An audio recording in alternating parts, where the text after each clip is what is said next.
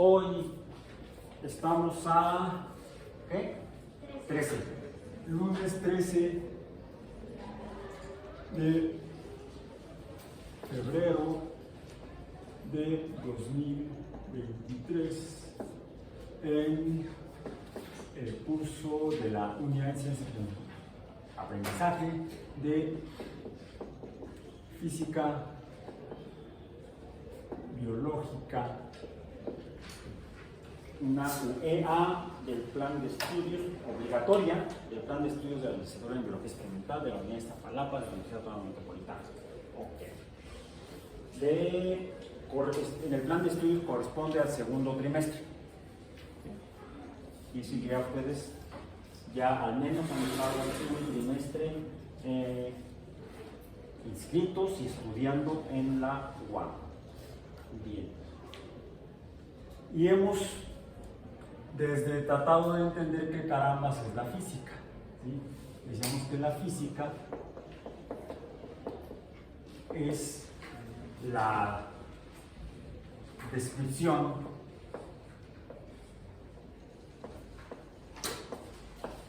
de la naturaleza, al menos así en cuanto a cómo la concebía Aristóteles, ese filósofo griego de hace poco más de 2300 o 400 años, más o menos por ahí. Bien, podemos incluso todavía entender a la física como la descripción de la naturaleza. Entonces, la física biológica sería la descripción de la naturaleza de los seres vivos estrictamente o solamente no, sino de todo lo que corresponde al ámbito de la biología, que no solamente son los seres vivos, sino incluso donde están los seres vivos. ¿Vale? ¿Qué estás reflexionando? ¿Qué estás pensando en voz alta? No seas egoísta, comparte con tus ideas.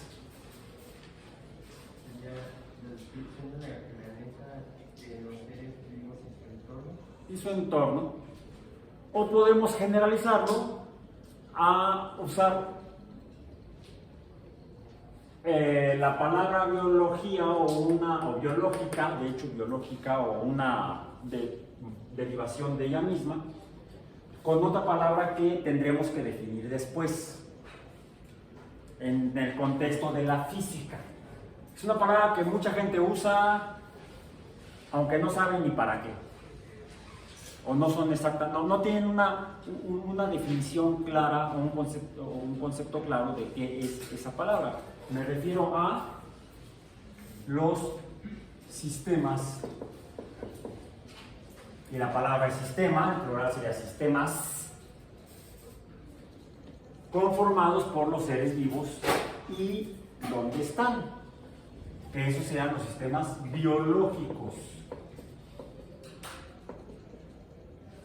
En general, hay diferentes tipos de sistemas biológicos.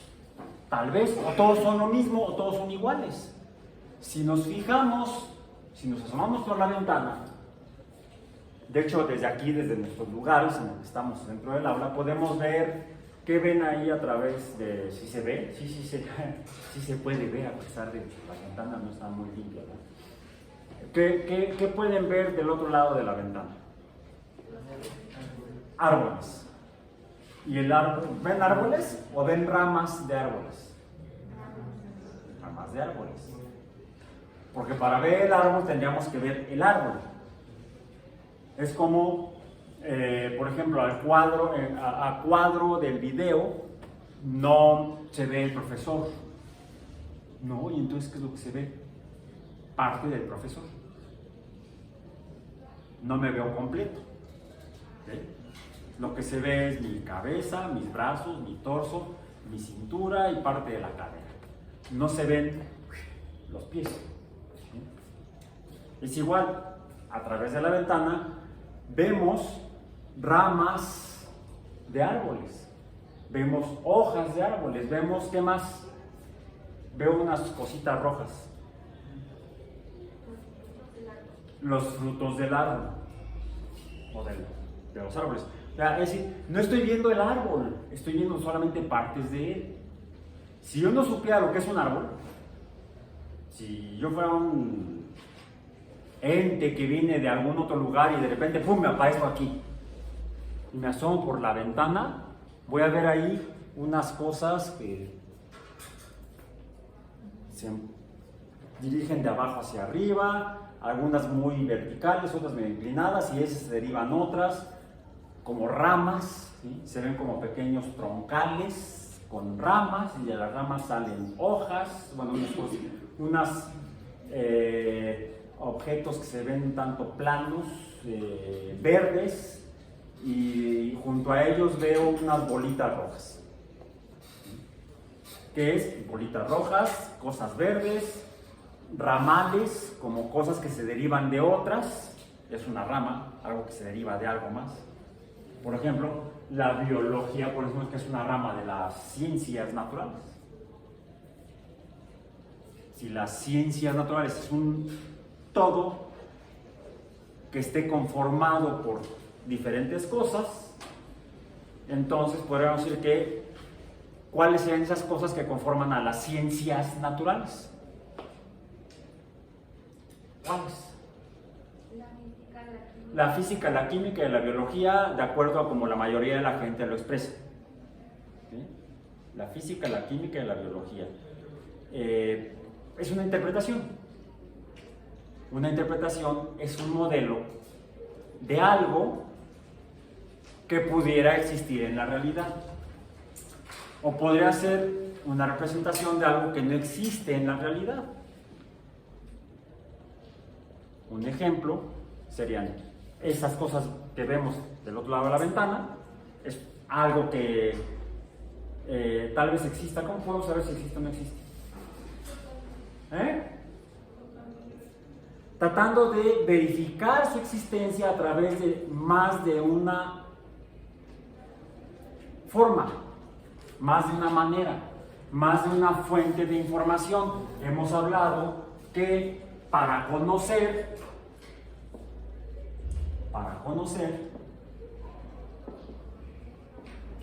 lo mencionamos la semana pasada, ¿qué tenemos que hacer? Debemos observar. ¿Y cómo observamos? Al menos hasta donde creemos saber, mediante los sentidos, y de los cuales ahora nos pusimos de acuerdo en que reconocemos la existencia de 6 sentidos. ¿Sí? ¿Cuáles son? La vista. Estoy viendo esas cosas verdes con... Por cierto, lo otro no es verde, es... Los niños lo pintan café, ¿no? Dibujan árbol y hacen el tronco café. Las ramas cafés y las hojas verdes. Bueno, sí, veo las hojas verdes y los frutos a veces rojos, como están ahí. Y las ramales y los sesos que se ven como troncales. ¿De qué color son? ¿Son cafés? A ver, muéstrame a alguien algo café. Tu chamarra, tu playera. Allá también tienen chamarras, se pusieron de acuerdo, tocan en la misma banda. ¿Alguien que tenga algo más café? No, yo ahora no. Dejé mi chamarra es café también, la dejé en silla. Esta silla, permíteme, sería a cuadro. Esta silla es café. Por cierto, ¿esto qué es? Es una paleta. No, pero no de esas. Una paleta se le llama de un mesabanco, que es como una mesa. Pues es mesa-banco. ¿Y con qué la hicieron las personas que la hicieron? Con madera. ¿Y de dónde tomaron la madera? De la maderería.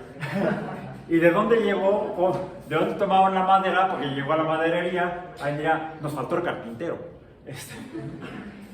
Bueno, de algún árbol. Ah, caray. Entonces sí existen árboles cafés, pero no los tenemos aquí. La naturaleza podemos entonces ver que no necesariamente es como la estoy viendo en el momento. Yo no estoy viendo árboles con partes cafés allá afuera o del otro lado de la ventana. En algún otro lugar deben existir árboles con esa cosa café. Pero al menos aquí enfrente, no. Bueno, no enfrente, a un lado, del otro lado de la ventana. Bien. ¿Por qué puedo decir que eso está o que existe? Porque lo estoy viendo. ¿Bien? Entonces, mediante la vista obtengo primero datos que debo interpretar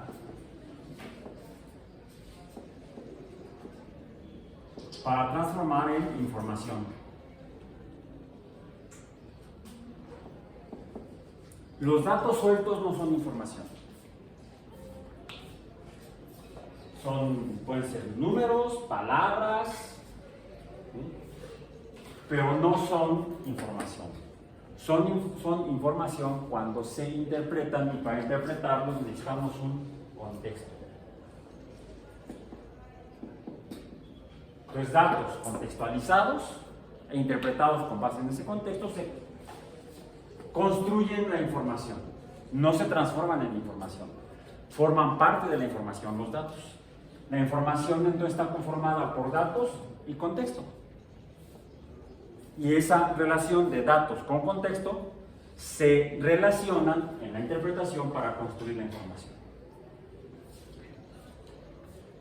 Entonces, la información la construimos a partir de los datos que los obtenemos a partir de la vista, y ahí aparece algo que alguien ha dicho que son árboles.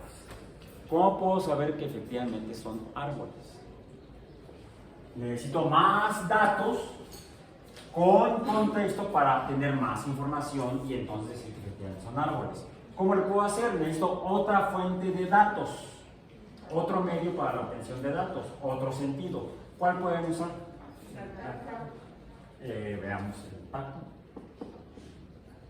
Más bien, escribamos el tacto. ¿Están seguros? ¿Alguien puede hacerlo? ¿Alguien que tenga brazos largos?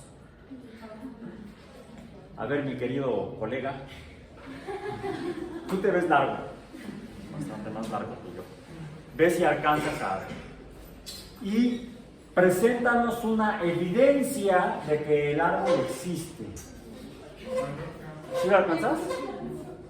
Sí lo alcanzas. ¿No? Nada más sin matarse.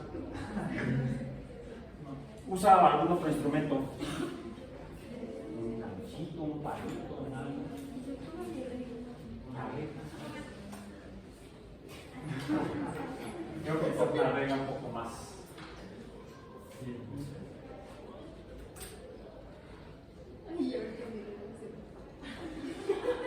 A ver.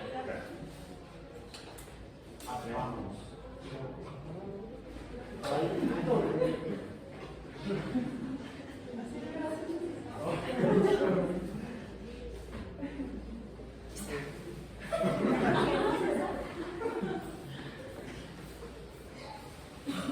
Tacto. Ya pude tocar parte de esa cosa a la que me dicen que es un árbol. Podemos entonces, ¿dónde está el pulmón? Acá está más. Vista, palomita. Tacto, palomita. ¿Algún otro dato? ¿Mediante algún otro sentido? Sin miedo, no pasa nada. ¿Sí? ¿No? ¿Estás peor que yo? En cuanto a la rinitis. Sí, sí. Si le rompes la hoja. Olfato. En el momento que la rompes, se desprende algo. olfato, palomita. ¿Cuál otra? No te voy a decir que la chupes, pero podría ser. ¿Sí? De hecho, por eso dicen que de eso murió Newton. Era alquimista. Y una de las formas que usaban los alquimistas para observar era probar las cosas. Dicen que murió por intoxicación por arsénico. Dicen, no me consta. Gusto, pongamos de palomita. 1, 2, 3, 4. Ahorita no es tan evidente ese dato porque no hay un fenómeno llamado viento, ¿sí? Pero cuando hay viento, bueno, no suena, se oye el movimiento, el ruido que hacen las hojas y las ramas cuando son perturbadas por el viento, ¿sí? Entonces podemos también usar el sentido del oído para poder tener datos que con contexto nos dan la información de que hay árboles en algún lugar.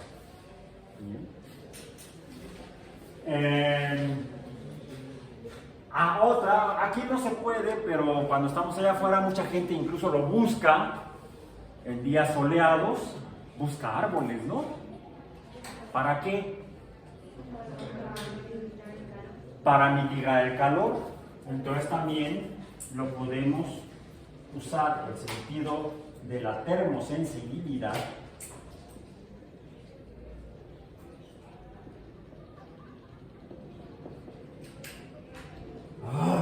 ¿cuántas letras son? 1, 2, 3, 4, 5, 6, 7, 8, 9, 10, 11, 12, 13, 14, 15, 16, 17 letras para la palabra. Ya saben, cuando quieran jugar ahorcados con sus amigos, ya saben qué palabra usar para ahorcarlos. Okay. No usen oído ni tacto. Son demasiados. Ok. Bien. Y mediante estos sentidos podemos obtener datos para, con contexto, construir información y entonces empezar a conocer. Pero nuestros sentidos pueden ser engañados. Puede suceder que escuchemos, ay, es el viento que está moviendo los árboles, y no, a lo mejor está moviendo la ropa que alguien puso a secar en algún tendedero, y no son árboles, simplemente ropa colgada secando. ¿Sí? O pueden ser otras cosas, no necesariamente ramas y hojas de árboles. A lo mejor no es el olor de las esencias de las resinas que fluyen, que forman parte del tejido fluido de las plantas, de los árboles, lo que estamos oliendo. Pueden ser sustancias artificiales. Las personas, mediante la química, han empezado desde el siglo XIX a producir sustancias a sintetizar sustancias artificiales que producen olores similares o iguales a los olores de objetos naturales. Entonces, nuestros sentidos pueden ser engañados. Por eso es que necesitamos, ahora sí, medir. Para conocer debemos observar, punto y coma, o también medir. Para medir, dijimos que usamos unidades. Medimos mediante unidades. Y a lo largo de la historia hemos mencionado que a lo largo de la historia las sociedades, las personas en las sociedades han usado diferentes unidades para medir. ¿Medir qué? Medir la naturaleza que estamos observando. A la naturaleza la observamos y a la naturaleza, cuando la observamos, necesitamos medirla.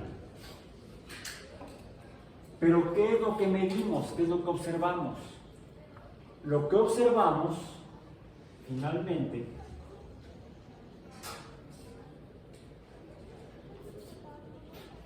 son propiedades de la naturaleza, características de la naturaleza.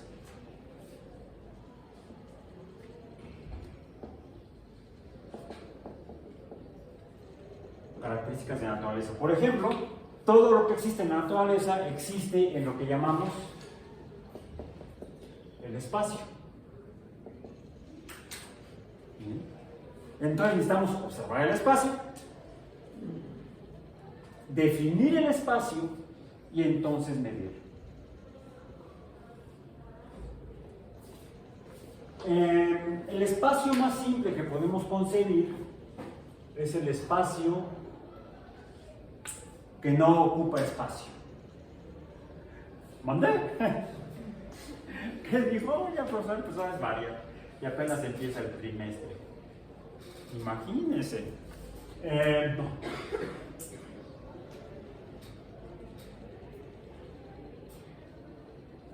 El espacio lo determinamos mediante magnitudes.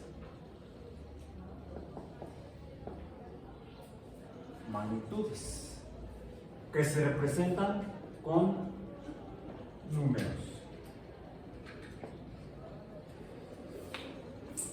Entonces necesitamos los humanos, tal vez sí, tal vez no, inventar los números para empezar entonces a definir el espacio. Digo tal vez sí, tal vez no, porque hay una sociedad humana que se pudo desarrollar, pudo sobrevivir y progresar en su entorno sin el uso de números. Y progresó hasta que llegaron otros humanos y los sometieron. Quizá una ventaja que tuvieron para someterlos fue que ellos sí usaban números. Me refiero inicialmente a esa sociedad que sobrevivió por miles de años sin usar números.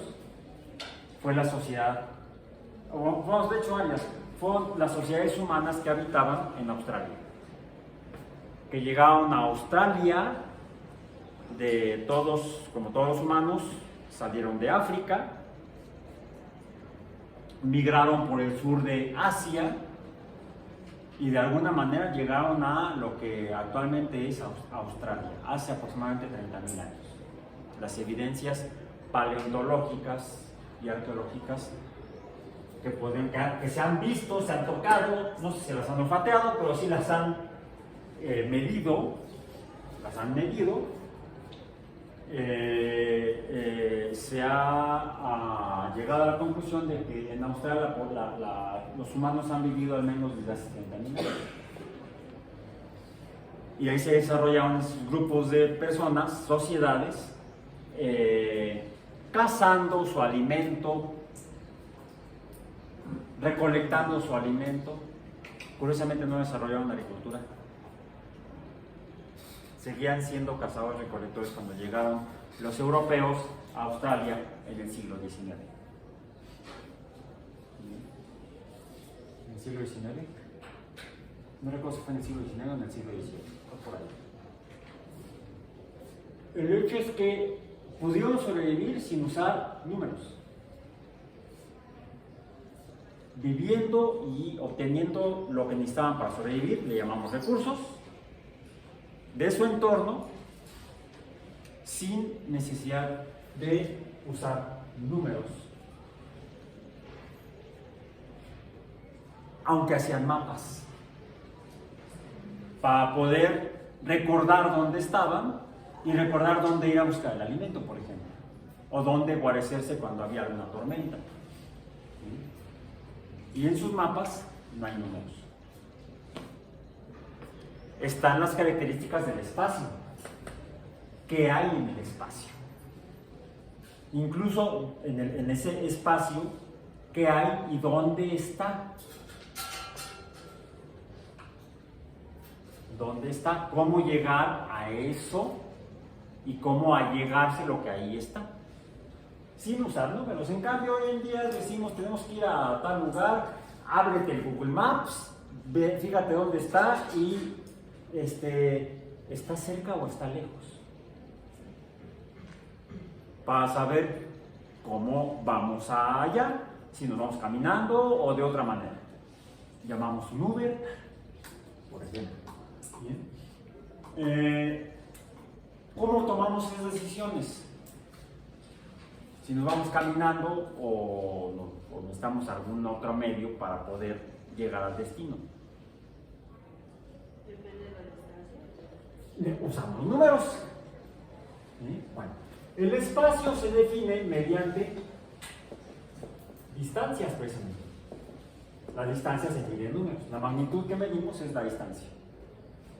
Por cierto, borren esa palabra porque yo la voy a borrar. Porque lo que medimos en el espacio inicialmente no es la distancia.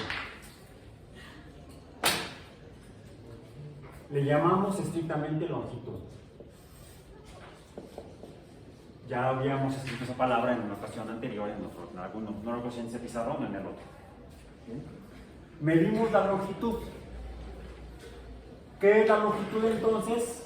La magnitud del espacio, las magnitudes con las que determinamos o definimos o describimos el espacio.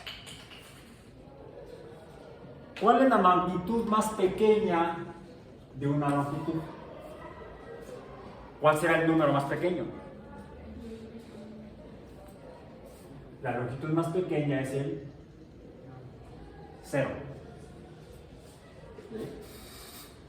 Una ventaja de este es que puedo ponerlo ahí está. Y ahí tengo el espacio más simple que existe.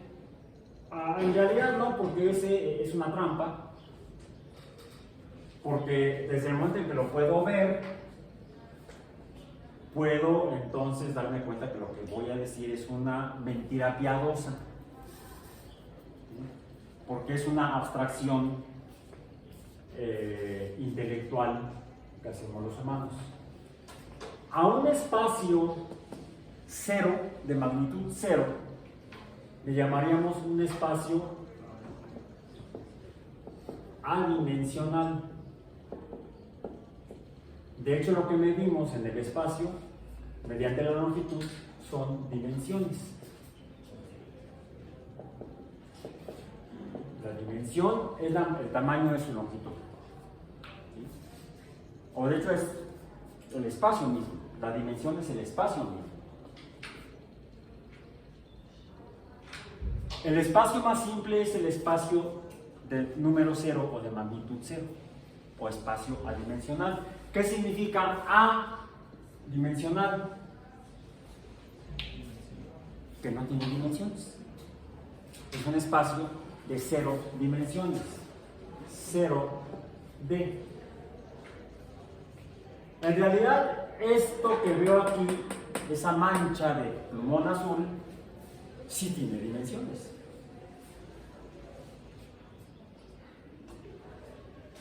De hecho, por eso lo puedo ver. Un espacio adimensional no lo puedo ver, porque su magnitud es 0. En cambio, en esta mancha de plumón hay una magnitud que va más o menos entre estas otras dos marcas de plumón azul también. Esa mancha de plumón cabe aquí en medio de estas dos pequeñas marcas que quizá allá atrás no vean, pero créanme, están, o se pueden acercar luego a verlas. Bien.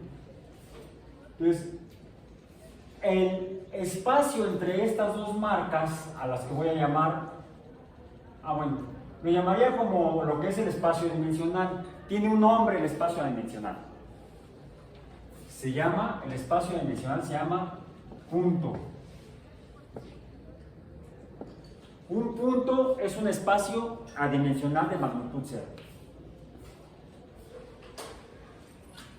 Eso es un punto. Como tal, entonces, no existe, pero lo puedo imaginar.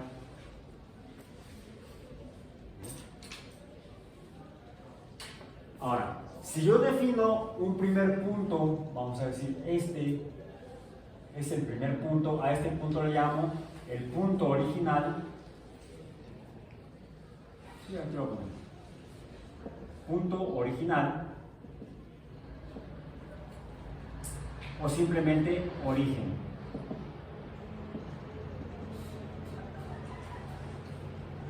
Podría ser este de aquí, el de la izquierda.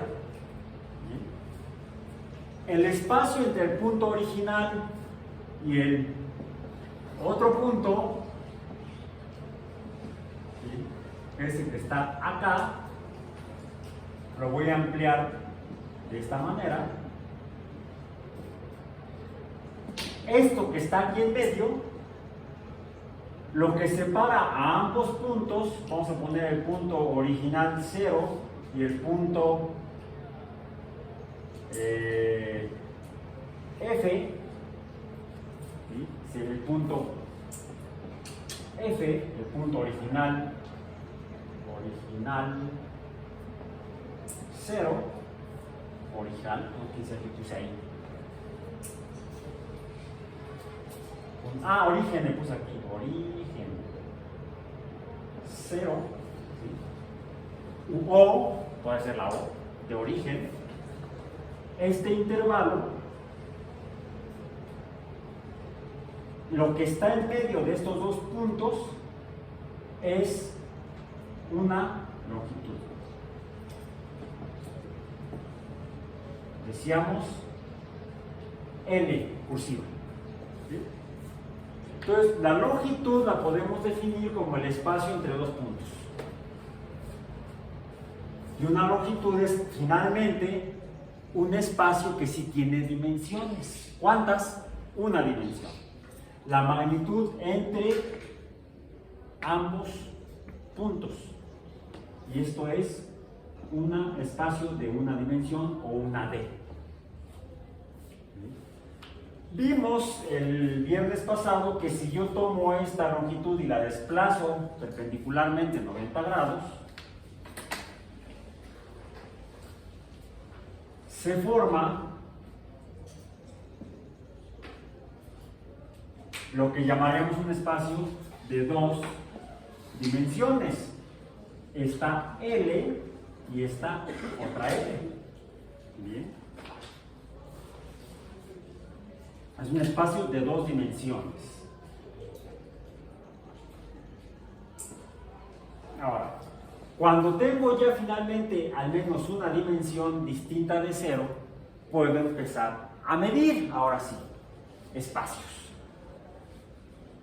Y la cantidad que mido, la cantidad precisamente es la longitud. La magnitud o cantidad es la longitud.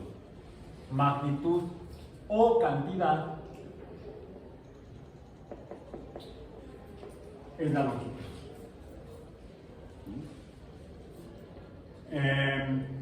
Cuando una longitud, un espacio, una dimensión se desplaza, conforma entonces un nuevo tipo de espacio. Un espacio de dos dimensiones que tiene una magnitud o cantidad. Ahora, en el caso del espacio de una dimensión, el espacio de una dimensión le llamamos línea.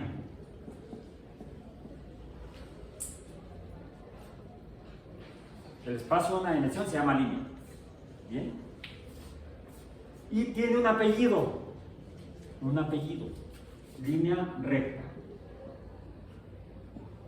Podríamos llamarle rectilínea. Es lo mismo, es sinónimo. ¿Alguna duda por allá? ¿Aquí? ¿Acá? ¿Al lado? Que tiene alas. Longitud. ¿Sí? Por eso, mejor escuchen en lugar de leer, porque luego mis patas de araña ni yo las entiendo. ¿Bien? Déjenme entonces aclarar aquí, que se vea menos fea esa palabra. Longitud. ¿Ya se entiende mejor? Ok. Entonces, la longitud es el espacio, es la cantidad. El espacio es la línea recta, me equivoqué. El espacio es la línea recta. Vamos a ponerlo así. El espacio es la línea recta o un espacio rectilíneo.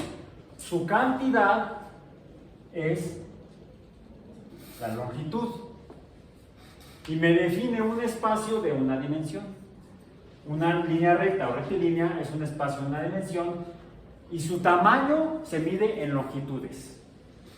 Longitudes grandes, longitudes pequeñas. ¿Sí? Okay. De hecho es algo que las sociedades humanas han medido desde hace muchas generaciones. ¿Sí? Y la medían como podían. Está descrito en textos antiguos, históricos, como textos, incluso textos que están en piedra, textos que están en paredes escritos, por ejemplo en Egipto. Está descrito cómo construyeron las pirámides y las ciudades y los templos de sus ciudades, cómo los hicieron y cómo los midieron. Y ahí dice que las midieron para medir, para medir la longitud de los lados de una pirámide o la altura de una pirámide, usaron entonces unidades numéricas. Y los egipcios usaron, por ejemplo, codos. De hecho, tenemos otras referencias paralelas a las de los egipcios, son las de origen judío, ¿sí? De los textos de la tradición judaica, pero luego llegan a las tradiciones cristianas, donde mencionan esas mismas cantidades, los codos. A lo largo de la historia humana, sin embargo, diferentes sociedades fueron midiendo con diferentes unidades los espacios, las longitudes de los espacios. Ya mencionamos que Eratóstenes, griego, hace como 2300 años, midió la longitud de la periferia de la circunferencia de la Tierra. Alguien diría, bueno, no queda rectilínea. Bueno, hubo un filósofo y matemático griego, Euclides, que lo que hizo fue desarrollar todo un marco conceptual o contextual para interpretar la medición de la Tierra, ¿sí? Y desarrolló lo que conocemos como, lo voy a poner acá, Euclides desarrolló la medición de la Tierra. ¿Cómo le llamamos eso? No, la medición de la Tierra. Así como el estudio de los sonidos le llamamos biología, a la medición de la Tierra, ¿cómo le llamamos? No, medición. La geografía sería la descripción de la Tierra. La geografía es descripción. ¿Cómo es la Tierra? Geometría, metrón, medir en griego. La geometría etimológicamente y originalmente es la medición de la Tierra. ¿Sí? Euclides desarrolló la medición de la Tierra, la geometría. No fue el primero en hacerlo. 3000 años antes que él lo hicieron los mesopotámicos. Pero quien lo sistematizó de manera más completa fue Euclides en un libro que hasta la fecha se estudia en las primarias. ¿Sí? Le llamamos la geometría plana, la que nos muestra, por ejemplo, los espacios de 2 dimensiones. ¿Esto qué es? ¿Qué es? De acuerdo a Euclides sería un triángulo. ¿Sí? Un triángulo, ¿esto qué sería? No, un cuadrángulo, porque estamos definiendo con base en ángulos.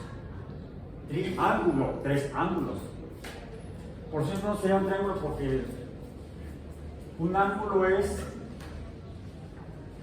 la distancia que separa 2 líneas que se cruzan. Y no están unidas ni cruzadas.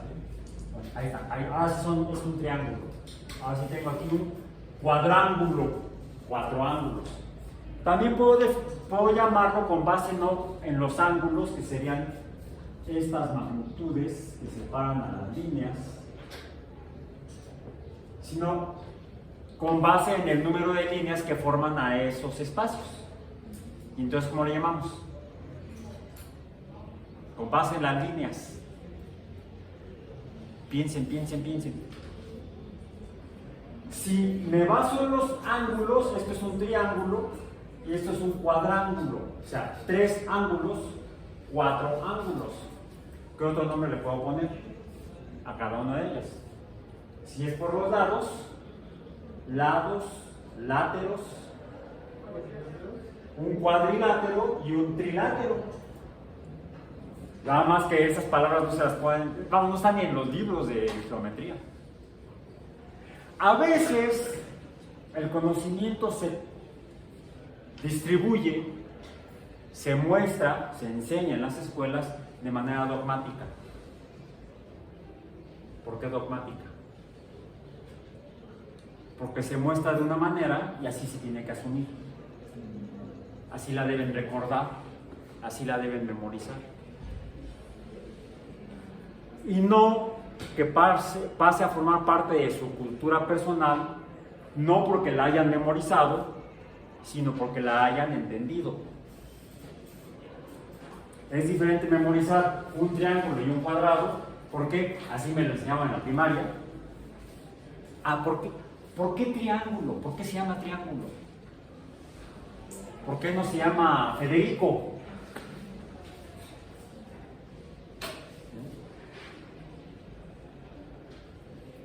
En la palabra del nombre puede estar la descripción de lo que se observa.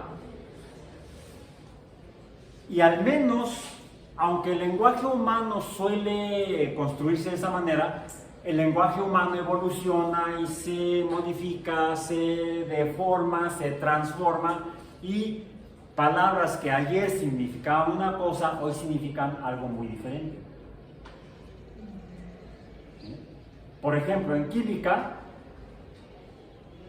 ¿qué es aromático? ¿Ya llevaron química orgánica o están en eso? Están en eso, ya vi que están con Arturo, ¿no?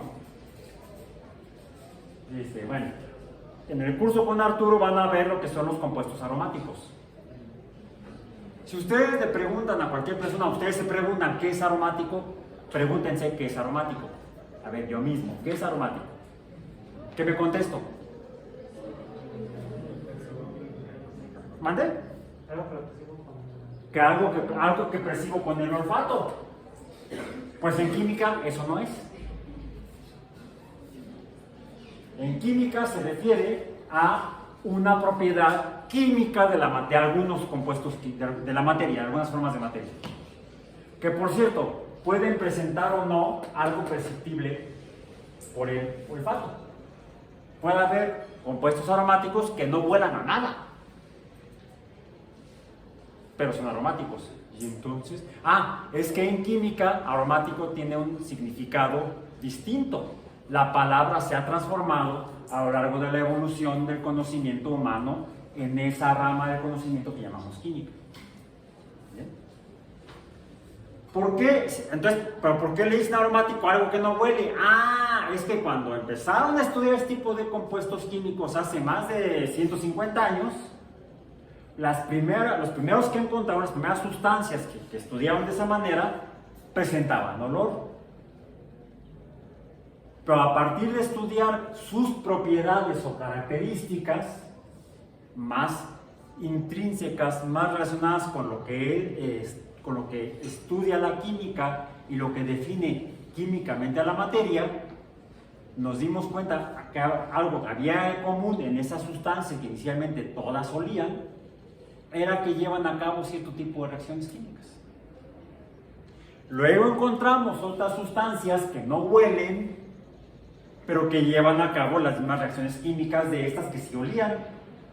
Es decir, aunque no huelan, tienen las mismas características químicas. Y entonces a todas esas sustancias les llamamos ahora aromáticas porque comparten características en sus propiedades químicas más que en sus propiedades de olor o no. Entonces, el lenguaje humano evoluciona y el lenguaje de la ciencia también evoluciona al ser un lenguaje humano. Finalmente, la matemática, una de cuyas ramas es la geometría, una de cuyas ramas, morcillitas también, no. Es una rama. Tendría pues, un pedazo de un árbol, no, una rama puede ser una parte de una disciplina de conocimiento. O sea, la misma palabra, rama, tiene dos significados diferentes. Uno en botánica y otro en cultura, por ejemplo. Entonces, lo importante en este caso, aquí, no es memorizar los conceptos o recordar lo que memoricé en la secundaria o en la preparatoria porque así me lo pusieron. Así como en la primaria me enseñaron la geometría euclidiana o la geometría plana. ¿Sí? Este es un triángulo, este es un cuadrado. Bueno.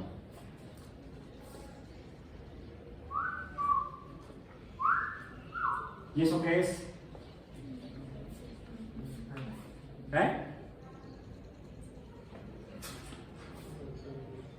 ¿Un qué?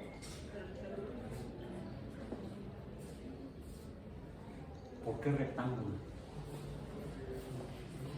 ¿Se parece a alguna de las otras dos? Al cuadrado. Esto también sería un cuadrilátero, porque tiene 4 lados. Pero se ven diferentes. No porque uno lo hice más grande y otro más pequeño, sino porque presentan, en este intenté dibujar los 4 lados de la misma magnitud de longitud. En este hay 2 líneas paralelas, ¿para quién? Paralelas, que tienen la misma longitud entre ellas, pero diferente a las otras 2, y están separadas por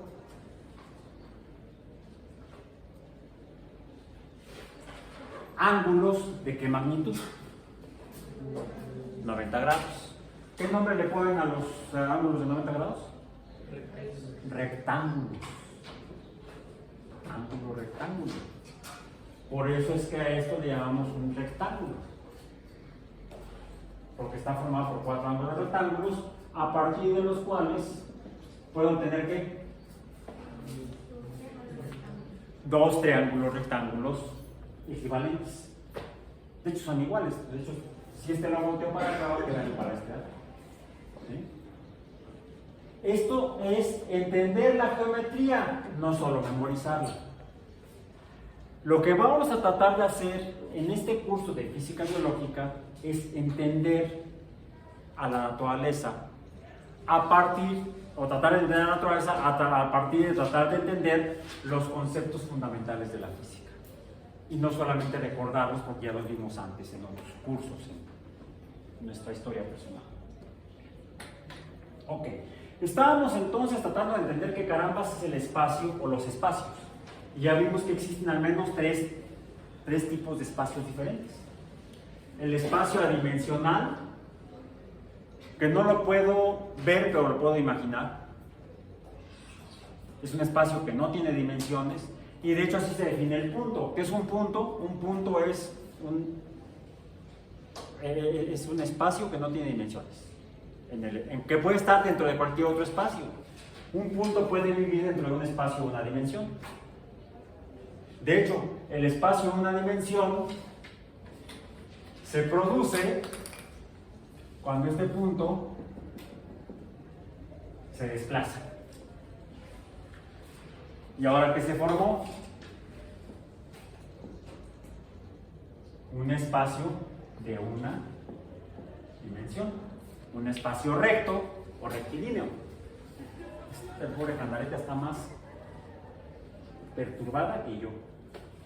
Ok, bien. Cuando desplazo un espacio adimensional o punto, obtengo entonces un nuevo espacio de una dimensión que se llama longitud. Bueno, que se llama la magnitud se llama longitud, el espacio se llama línea recta. Tomo un punto, lo desplazo, se forma una línea recta. Y su magnitud se llama longitud. Ahora, ¿con qué la voy a medir? ¿Con qué unidades numéricas?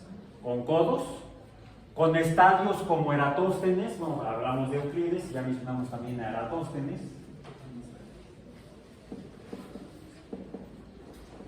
Que midió la Tierra, que no es plana.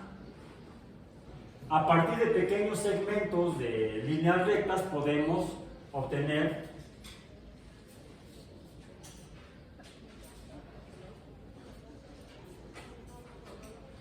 la Tierra esférica que midió Eratóstenes, que él la midió en, dijimos, en estadios. Él determinó cuántos estadios mide de circunferencia la Tierra. ¿Sí?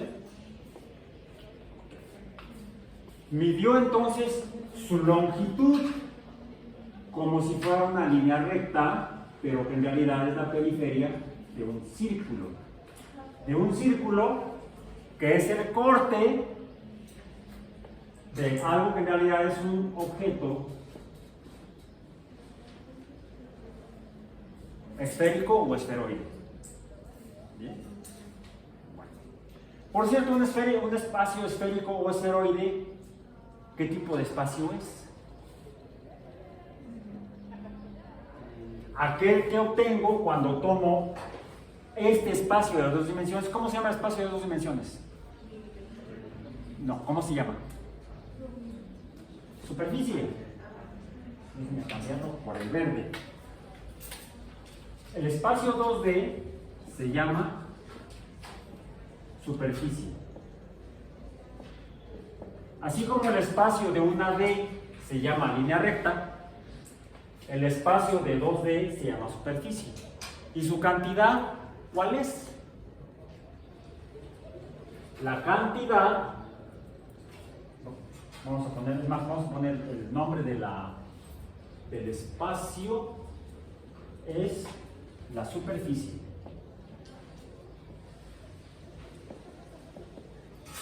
Su cantidad ya no es la longitud, sería L por L, habíamos dicho, lo vimos el viernes, sería L cuadrada. ¿Sí? Pero L cuadrada ya no es L, sino que es A, mayúscula. ¿Bien? Se llama área. ¿Correcto? Ahora, si yo tomo esta área y la desplazo, preferentemente a 90 grados respecto a la superficie. Por cierto, ¿qué características tiene una superficie? Es plana. Una superficie es o parece ser plana. Es o parece ser plana. Por eso es que Eratóstenes pudo medir con la longitud, que supuestamente son rectilíneas, son líneas rectas, pudo medir algo que en realidad no es rectilíneo. Y a partir de esa medición rectilínea, se pudo posteriormente calcular, más que medir, la superficie de la Tierra. Ah, ¿por qué es plana? No es plana. Es el tipo de espacio que se obtiene cuando se desplaza una superficie plana, se desplaza, es más, aquí mejor la puedo poner en verde para que no nos confundamos. Una superficie que es plana, la desplazo 90 grados, pero como no la puedo dibujar aquí en el aire, lo que hago es una proyección. Esto va a ser una proyección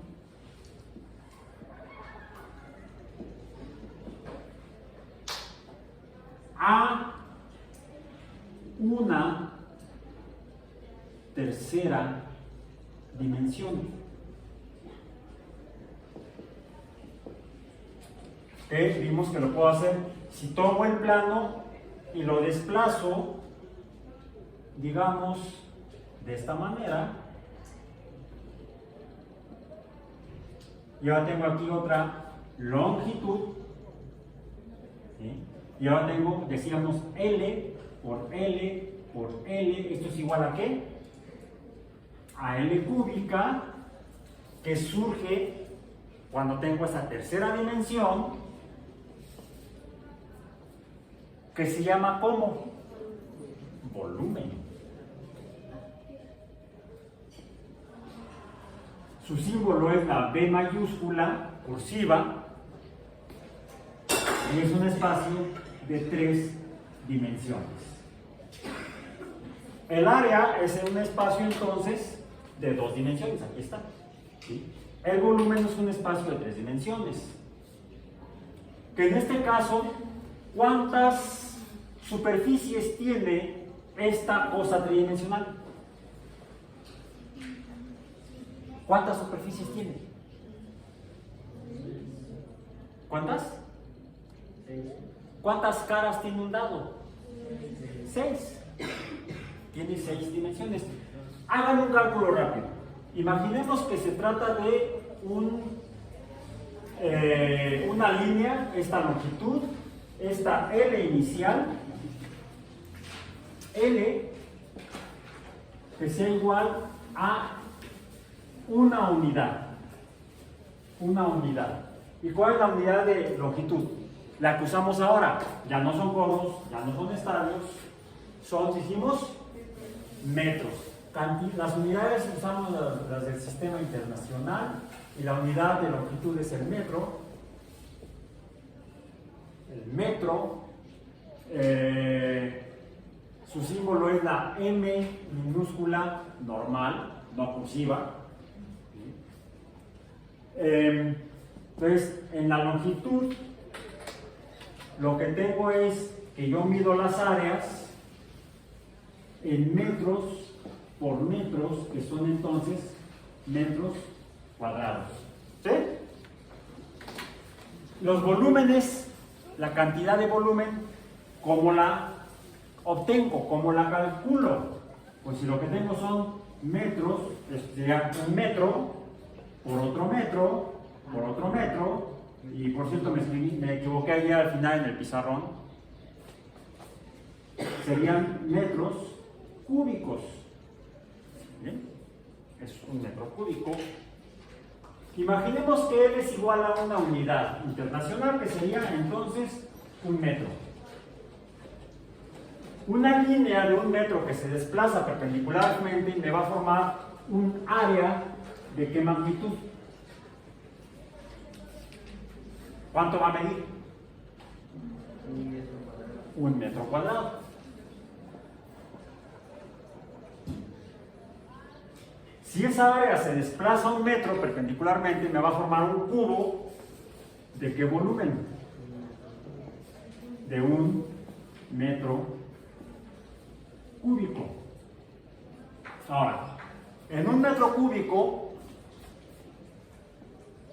¿cuál es el área de 1 metro cúbico?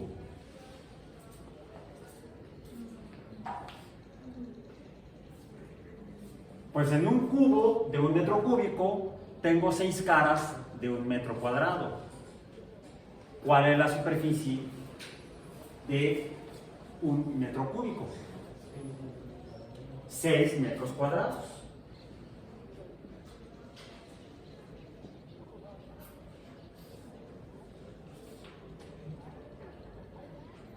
Si ustedes quisieran hacer una figura, un cuerpo, de hecho es un cuerpo, las cosas de 3 dimensiones llamamos cuerpos. El espacio de un volumen se llama cuerpo. Lo voy a poner con negro. Ay, esta pobre canaleta se toda abollada. No sé si se puso a bailar encima de ella o qué, no sé. Es un cuerpo. Pues, el espacio de una dimensión es una línea recta o rectilínea. Su cantidad es la longitud, su magnitud. Y la mido con metros. Un espacio de 2 dimensiones es una superficie plana. ¿Sí? Y la mido, su cantidad, la cantidad que mido es el área. La unidad es el metro cuadrado. Ahora, cuando una superficie se proyecta, se forma entonces un cuerpo. Ese cuerpo, su magnitud es el volumen. La cantidad es el volumen. Y la unidad es el metro cúbico. Podemos entonces, a partir de la longitud inicial de un cuerpo que tenga lados iguales, un cuerpo regular, ¿sí? Midiendo las longitudes puedo calcular sus áreas y sus volúmenes. ¿Cuál sería el volumen de un cuerpo que tuviera lados, 2 lados que no fueran iguales, que tuviéramos aquí 1 metro y aquí tuviéramos 2 metros? ¿Cuáles son su área total? Vamos a ponerlo aquí. ¿Cuál es el área total y cuál es el volumen? Esto háganlo después, no en este momento. Digamos que de tarea, ¿correcto? Lo entregan, ya saben, al final de la semana, en su reporte semanal. Para una esfera, que no fuera la de la Tierra, que fuera una esfera con un diámetro, una esfera es un cuerpo. Una esfera es un cuerpo. Es decir, tiene una cantidad que se llama volumen. Pero al ser un cuerpo también tiene una cantidad de área. ¿Sí? Una esfera de 1 metro de diámetro, m es el índice de diámetro. ¿Cuál es su área y cuál es su volumen? Pongamos 2 ejercicios para que los trabajemos en el resto de la semana. Y para terminar el día de hoy vamos a introducir otra serie de conceptos. Porque otra característica que tienen las cosas que existen en el espacio es que algo constante, algo que se mantiene, que es constante en la naturaleza, es que nada es constante. Otra alucinada del profesor. Todo cambia. Todo cambia. Por ejemplo, déjenme ver a ver si se queda. Ahí está. La pelota esta verde. Una pelota para jugar squash. Verde. Ahí está. Puedo, cuando defino el espacio, puedo entonces empezar a definir lo que existe en el espacio. Podría yo considerar el dónde se encuentra la pelota en un espacio de una dimensión. Podríamos, por comodidad, definir esa primera dimensión, y hagámoslo para no perdernos aquí en el orden, en la dimensión 1D. Esa dimensión 1D tendría que ser una dimensión rectilínea. Esta de aquí, ¿correcto? Por comodidad podría yo decir que este es el origen. A ese origen, en este espacio de una dimensión que es rectilíneo, le puedo llamar entonces mi punto de referencia. Todo lo voy a referir al origen. Este es entonces un punto de referencia. El origen. Y el origen numéricamente lo hago igual a 0. A 0 unidades en el espacio rectilíneo. Como estoy usando el sistema internacional, entonces debo usar preferentemente un instrumento de medición calibrado para el sistema internacional. ¿Dónde lo dejé? Acá está. A ver, échame una de tus manos. Allá abajo. Ok. Ponlo en el 0. Y vamos entonces a partir de eso, definir una escala. Aquí sería el 0, acá sería el 1, aquí sería 1 metro y acá serían 2 metros. Podríamos hacer, gracias por el momento, podríamos hacer una subdivisión del espacio de una dimensión. Eso depende del instrumento que tengamos para poder medir ya sea fracciones o múltiplos de las unidades en el espacio que queremos conocer. Yo quiero conocer dónde está la pelota de squash. ¿Dónde está? En la posición 0, en el origen. Entonces la pelota de squash está en la posición 0 u origen. ¿Dónde está la pelota de ping pong? Más o menos, el problema es que aquí está chueco, les digo la persona. Imaginemos que es un espacio de una dimensión. Por cierto, estamos imaginando que es un espacio de una dimensión, porque en realidad no es un espacio de una dimensión.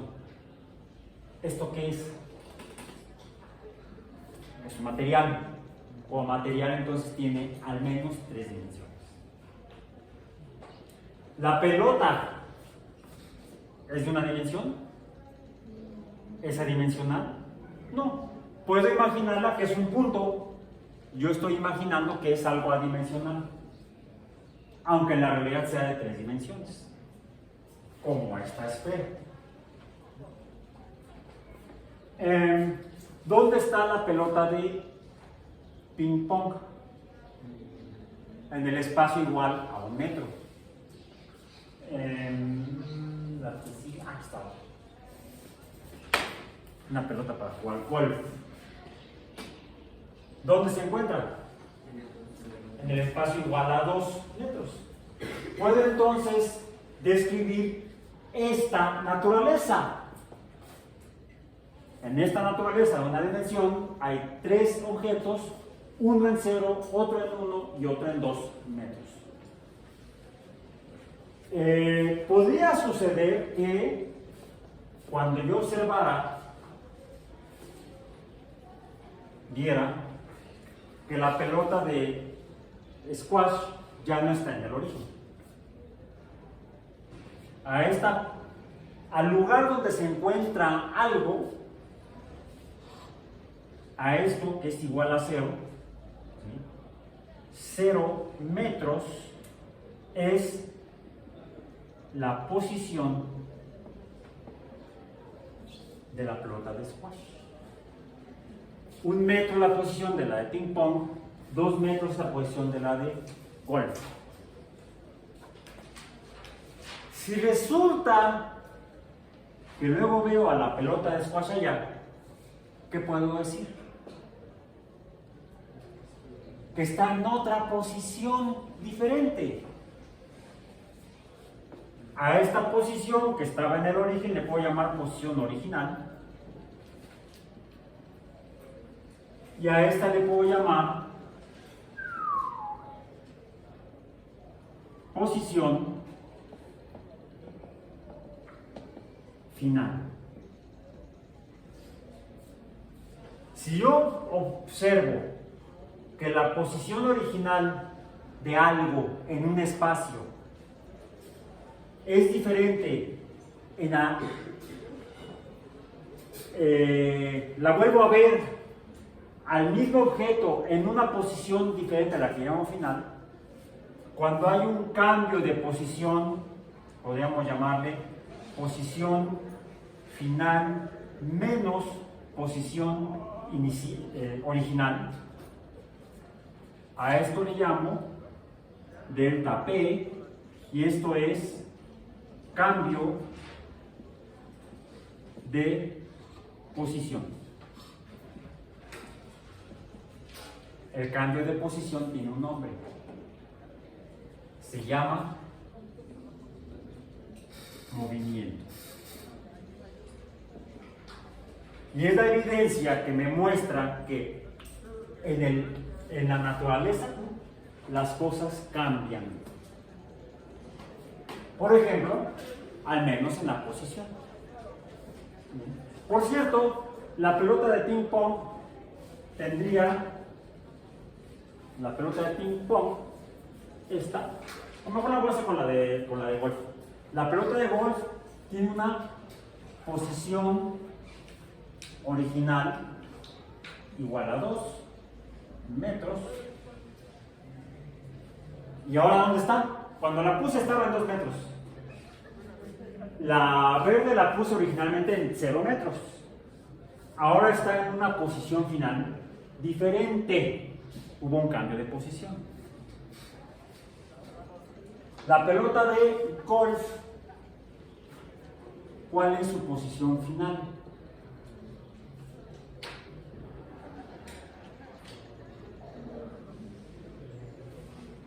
¿Dónde está? En 2 metros. ¿Cuál es su delta P? 2 menos 2, 0. ¿Cuál fue su movimiento? 0. Sí hubo movimiento, pero ya no le llamo movimiento, le llamo reposo.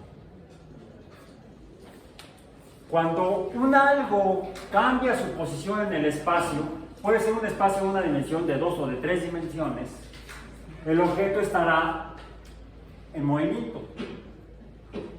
Cuando un objeto, la diferencia de las posiciones, el delta P, es igual a 0, decimos que se encuentra en reposo. Y son los dos casos en los cuales las cosas pueden cambiar.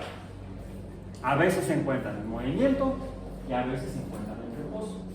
Lo que vamos a ver en esta semana, segunda semana del curso, es precisamente qué carambas es el movimiento. El movimiento son cambios en el espacio o cambios en espacios, porque pueden ser en una dimensión, en 2 dimensiones o en 3 dimensiones. Y se caracterizan porque los objetos pueden encontrarse o en reposo, si la posición no cambia, o en movimiento, si cambian su posición en el espacio de 1, 2 o 3 dimensiones. ¿Cómo son esos cambios? Tiene un nombre. El estudio del movimiento se llama cinemática. Y para eso, para entenderlo, hay que tener pelotas como estas. ¿Sí? Si pueden, para el próximo miércoles traigan al menos 2 pelotas, ¿sí?, que de preferencia sean diferentes en algo. Estas 2 son diferentes en color, no son diferentes en longitud, sea transversal, a eso le llamamos diámetro, cuando tenemos objetos esféricos, o en su magnitud de circunferencia, que es la longitud del perímetro de una esfera, es una circunferencia, o tampoco son distintas, no hay diferencia en su volumen y por lo tanto tampoco en su superficie, pero hay al menos diferencia en el color, una es verde y la otra es blanca. Bien. Entender los cambios de estas cosas en los espacios es entender el movimiento. Tratar de entenderlo es estudiar el movimiento de las cosas. Y con esto terminamos por hoy y nos ponemos en movimiento, al menos yo, para irme a otro lado. Ustedes, algunos se quedan aquí, otros se van a otro lado.